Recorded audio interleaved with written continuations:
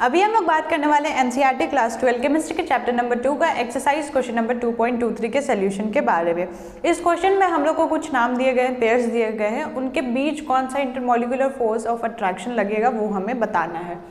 तो सबसे पहले हमें दिया गया normal hexane and normal octane, और ये दोनों हमारा जो हेक्सेन और ऑक्टेन है ये नॉन पोलर है, जिसके कारण नॉन पोलर के बीच क्या होता है, सबसे वीक वाला फोर्स लगता है, और सबसे वीक वाला फोर्स होता है हमारा वॉन डेर वाल्स फोर्स। तो यहाँ पे वही फोर्स काम करेगा। तो इन दोनों के बीच कौन सा काम करेगा, नॉर्मल हेक्सेन और नॉर्मल ऑक्टेन के बीच में वॉन डेर वाल्स फोर्स काम करेगा। फिर है यहाँ पे I2 and CCl4। I2 और CCl4 भी क्या है, हमारा नॉन पोलर है, जिसके कारण यहाँ पे जो डाइपोल होगा ये 0 हो जाएगा CCl4 के कारण, और I2 भी हमारा नॉन पोलर है, तो यहाँ भी वही same van der Waals force काम करेगा, क्योंकि नॉन पोलर में क्या होता है, सबसे कम सबसे वीक वाला फोर्स काम करता है, सबसे वीक वाला फोर्स हमारा वॉन डेर वाल्स फोर्स होता है, इसलिए नॉन पोलर जो भी होते हैं मॉलिक्यूल्स उसमें वॉन डेर वाल्स फोर्स काम करते हैं।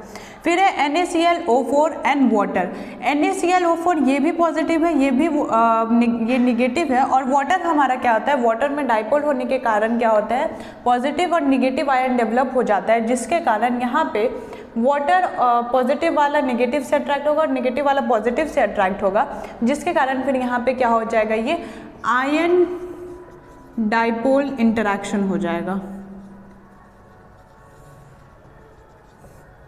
फिर है हमारा मिथेनॉल और एसीटोन। मिथेनॉल का फॉर्मूला है CH3OH और C3H6O है। तो ये जो मिथेनॉल का H है ये ऑक्सीजन के साथ बॉन्ड करेगा। कौन सा बॉन्ड करेगा, हाइड्रोजन बॉन्डिंग करेगा, बहुत ज़्यादा स्ट्रॉन्ग यहाँ पे बॉन्ड होगा, तो इसलिए इन लोग के बीच क्या हो जाएगा, हाइड्रोजन बॉन्डिंग हो जाएगा, यहाँ पे हाइड्रोजन बॉन्डिंग।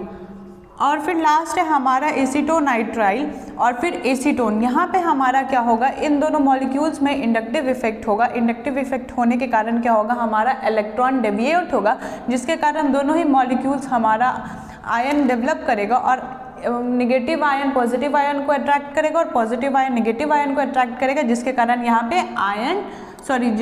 यहाँ पे डाइपोल डाइपोल इंटरैक्शन हो जाएगा, डाइपोल डाइपोल इंटरैक्शन हो जाएगा।